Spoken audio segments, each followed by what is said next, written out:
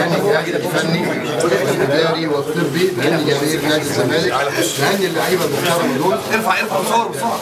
بهني اللعيبه المحترمه دول، ويمكن احنا عملنا اجتماع معاهم امبارح مده 10 دقائق.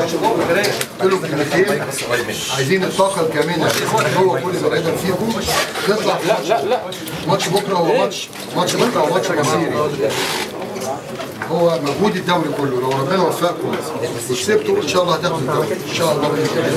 قلت لهم في دلالات من عند ربنا سبحانه وتعالى بتقول لكم ان كنتوا ان شاء الله طبعا كلهم سمعوا مش محاضر، هم كلمتين بتوع انه الاسماعيلي لما غلب بعديها الاسماعيلي اتغلب، ولما بتروجيت غلبك بعديها يعني ربنا بيعوضك النقاط اللي انت بتفقدها من الفرق اللي بتنافسك على البطوله. الحمد لله اللعيبه كلهم رجاله. قلت لهم ماتش النهارده ملوش علاقه بافريقيا ولا علاقه بماتش الرباعيه.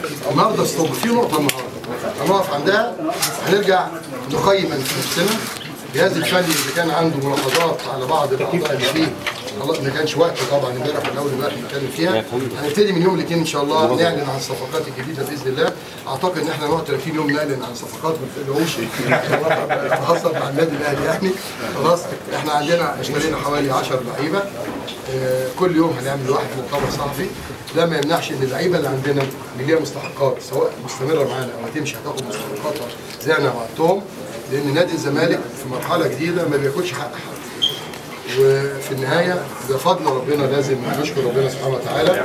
دعاء جماهير الزمالك المحترمه اللي واقفه مع النادي ده بقالها سنين طويله ونفسها تفرح، لكن طبعا الفرحه بتيجي في اخر ثانيه. بشكر طبعا رحت الشرطه الاول بلاد الشرطه وحملتهم على المستوى الرائع اللي عملوه طوال الموسم.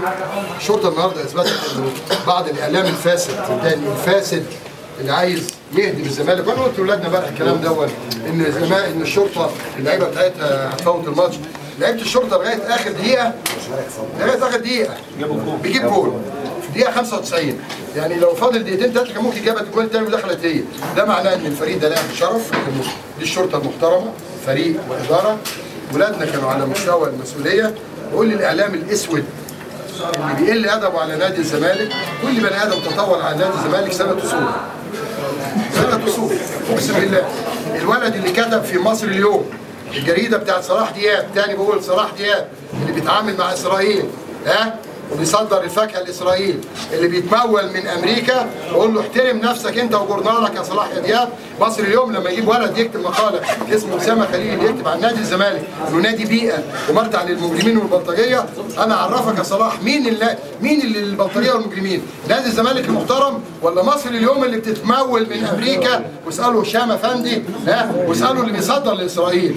تمام؟ قولوا لنا الفلوس دي جايه منين؟ اللي مجله الاهلي اللي شوف مجله الزمالك كلها ادب واحترام، مجله الاهلي مولانا اسمه ابراهيم المنيسي واللي اسمه شوقي حامد ومحمد زرقاني يكتبوا على رئيس النادي الزمالك انه كلب بيعوي. تمام؟ هو دي الاخلاق بتاع النادي والقيم والمبادئ. احنا يا جماعه ما ردناش، بس ردنا في الملعب. بقول لاولادنا ردوا في الماتش اللي جاي ان شاء الله، تردوا في الماتش اللي جاي عشان يعرفوا النادي اللي رئيسه بيعوي دون ولاده عملوا ايه. ان شاء الله باذن الله ربنا يوفقكم في افريقيا وهتكسبوا باذن الله ان شاء الله الماتشين اللي جايين باذن الله، وهتوصلوا ان شاء الله مربع دوري افريقيا باذن الله. تاخدوا كاس مصر، عندكم ماتش المحل يوم الاربعاء على ما اعتقد والسبت. الطاقه اللي عندكم دي اللي جواكم سواء اللي قاعد او اللي هيمشي لغايه اخر لحظه عنده شرف المنافسه وعنده زي ما قلت لكم الطاقه الكامله اللي بيطلعها.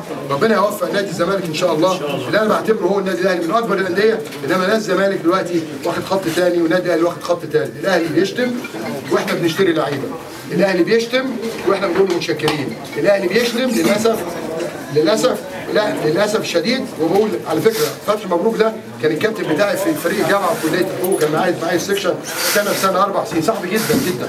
ما اعتقدش لا فتحي مبروك ولا الخطيب ولا اي حد من الناس المحترمه دي يقبل ان مجله الاهلي اللي بتمثل نادي عريق تكتب عن رئيس الزمالك انه كلب بيعوي، او تكتب عن نادي الزمالك ان هو مرتع للبلطجيه. نادي الزمالك مكان للابطال، وربنا يوفقكم ان شاء الله باذن الله ان شاء الله. واحنا انا وعدتكم بالفلوس اللي ليكم، هنعمل جدول كده وهنشوف باذن الله ان شاء الله، وباذن الله ان شاء الله ده يبقى دافع ليكم وتكملوا ان شاء الله الدوره الرباعيه. وانا بقول لكم زي ما قلت لكم امبارح هتكسبوا باذن الله، وبامر الله هتاخدوا الدوري ان شاء الله والكاس.